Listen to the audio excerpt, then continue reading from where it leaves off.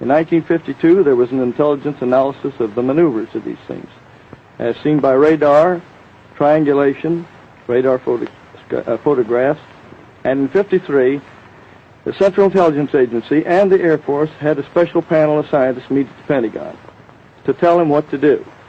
And after they got through, this group said, you don't have proof that these things exist, not scientific proof, but you have a very strong circumstantial case. We suggest you quadruple the investigation, set up special observation posts, and in the meantime, release everything you've got to the American people. Now, you've got 4 documents there that they've been sitting on all this time. Now, and they have been spending a lot of money investigating flying saucers. If they don't exist, why the money? Why did the intelligence teams rush out every time there's a sighting? Now then, you have mentioned 4 documents that you claim exist. We've heard in the past that you have claimed that these documents existed. We've seen your literature in which you talk about the existence of those documents. So we spoke with the Air Technical Intelligence Center at the Pentagon earlier this week, and this is what we were told officially by them. 3 of the 4 documents Major Keyhoe refers to simply do not exist. The 4th document does exist. You can have a copy of it, Mr. Wallace, and you can see that it doesn't say what Major Keyhoe claims it says. We have a copy of it, and I quote to you from the copy. The Air Force document says just this. The panel recommends that the national security agencies take immediate steps to strip the UFOs of the special status they have been given and the aura of mystery they have unfortunately acquired. We suggest an integrated program designed to reassure the public of the total lack of evidence of inimical forces behind the phenomena. And again, as I point out, Secretary Horner says it simply ain't so. Now, why? The point really at issue here, it would seem, Major Keyhoe, is this. Why do you believe that the Air Force says that nothing is going on? Why do you believe that it's a fairly serious charge that I know you make. It is. You make the charge that the United States government is withholding from the people of the United States certain very important information. Why? What would their motive be for withholding that kind of information from us?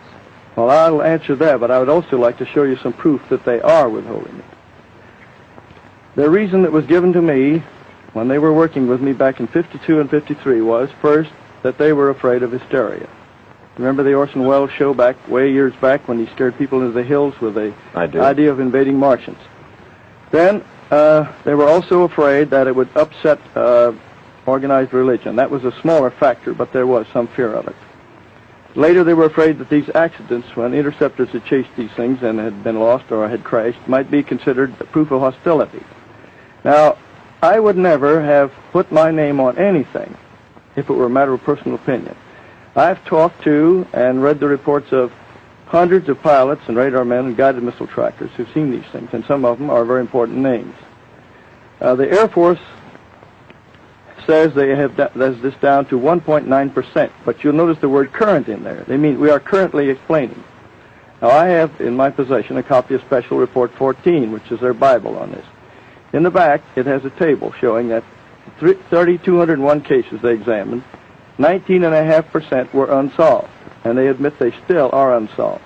You add up what they've had since then, it makes over 12% of the reports, and those are mostly from the best possible sources. Well, now, wait just a second. I'll use your figures.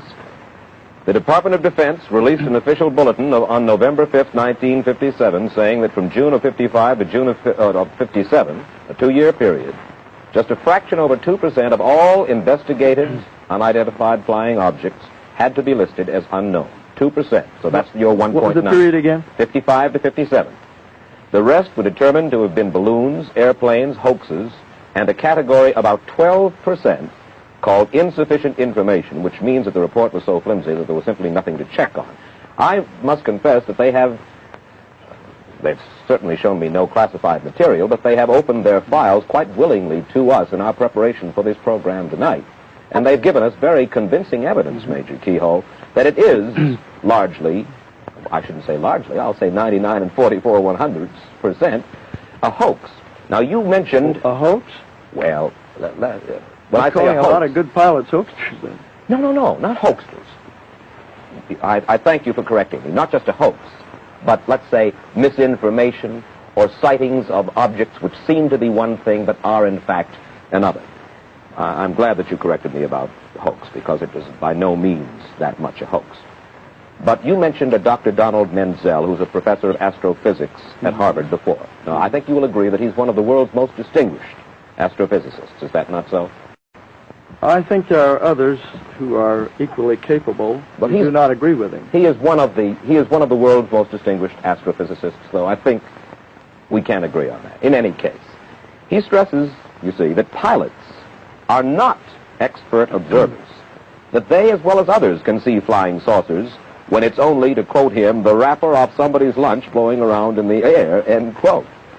But again, let's come back to the point, the most important point, Major Kehoe, and that is why will the Air Force, why will the United States government withhold information from United States citizens? For what reason? Because they're treating them like children, the way they did with the H-bomb at first, and the way they've been doing with other things. Now, I'm not attacking the United States Air Force. I'm attacking a small group in there that has been persistently keeping this from the public, just as they've kept other things. For a long time, you couldn't even mention the idea that we could be hit by missiles from submarines from the Gulf and from both coasts very easily. I knew that years and years ago and tried to get it out, and at the time was discouraged about it. Now, you mentioned this denial of these documents. Now, I'd like to tell you something that happened on the Armstrong Circle Theater. I had requested that those points be in the script, and I was discouraged from it at first by their writer. Then later, some of our Board of Governors insisted that we have those points included. So I said, either I don't go on or we have those in there. So I said, all right.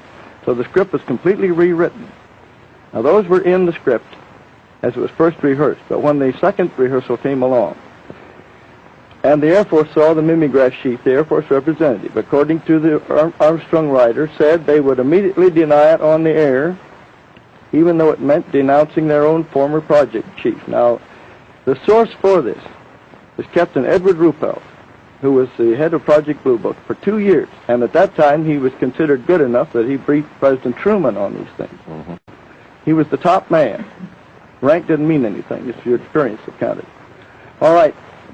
He says these things existed. He put it in the book, which was cleared by Security and Review in the Air Force.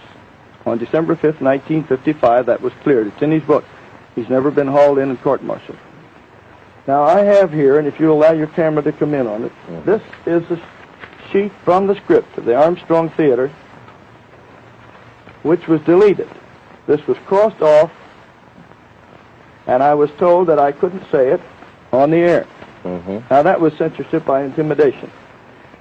This can be matched up with the other sheets from the Armstrong Circle script, and any typewriter expert will show you. Well, I'm certain they ordered it taken out. I'm certain that people believe you. The only thing is that the next morning I distinctly remember reading a report by you, Major Kehoe, to the effect that no censorship, no pressure of any kind had been put upon you. I'm sorry, Mr. Wallace. I know that statement almost by heart. Yes. I said that CBS and the Armstrong people were not to blame for cutting me off the air when I tried to mention the fact that a Senate committee was working on the secrecy angle. I never mentioned this that night to anyone because I had promised that I wouldn't say anything about it on the air that day, the Armstrong people. It was taken out, and I will do this. I will ask the United States Air Force to have the Marine Corps put me on active duty for court-martial if that is not the case.